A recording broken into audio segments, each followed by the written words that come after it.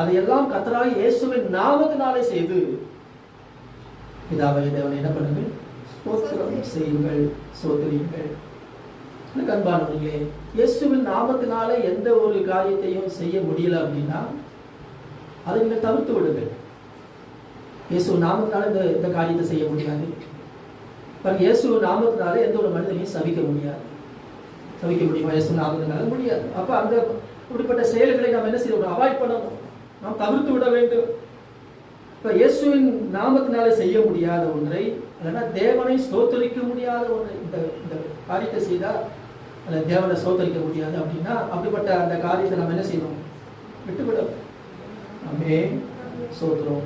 இப்ப எதை பேசினாலும் இயேசுவின் நாமத்தினாலே பேசுங்கள், தேவனை ஸ்தோத்தரியுங்கள்.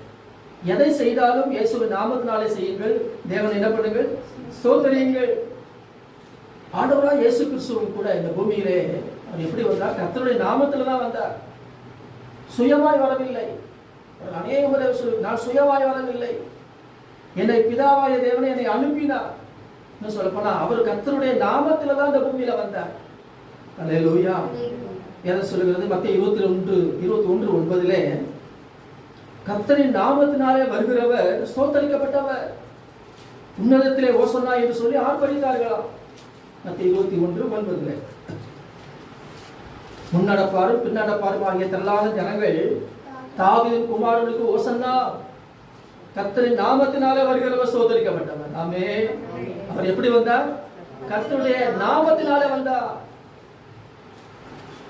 சுயமாய் வரவில்லை. இதைத்தான் சங்கீதம் 118 சங்கீதத்திலையும் 26வது வசனத்திலே வாசிக்கின்றோம். கர்த்தருடைய நாமத்தினாலே வருகிறவர் ஸ்தோத்தரிக்கப்பட்டவர், கர்த்தருடைய ஆலயத்திலிருந்து உங்களை ஆசீர்வதிக்கிறோம் என்று எழுதப்பட்டிருக்கிறது. அப்ப இயேசு பூமிக்கு வந்ததே கர்த்தருடைய நாமத்தினாலதான். அது மாத்திரமல்ல, அவர் எதை செய்தாலும் பிதாவின் நாமத்தினாலதான் செய்தார். அல்லேலூயா. யோவான் 10:25 வாசிக்கிறோம், என் பிதாவின் நாமத்தினாலே நான் செய்கிற கிரியைகளே என்னை குறித்து சாட்சி கொடுக்கிறது. அவர் எப்படி கிரியை செய்தார்? பிதாவின் நாமத்தினாலே கிரியை செய்தார். ஆமென். அப்ப அவர் செய்த செயல்கள் எல்லாமே பிதாவின் நாமத்தினாலே. பிதாவின் நாமத்தினாலே அவர் பேசினார், பிதாவின் நாமத்தினாலே அவர் கிரியை செய்தார் என்று சொல்லி வேதத்தில் நம்ம பார்க்க முடிகிறது. ஸ்தோத்திரம். இயேசு நம்முடைய ஜனங்களை எப்படி காத்துக்கொண்டாரா? கர்த்தருடைய நாமத்தினாலதான் காத்துக்கொண்டார். ஆமென்.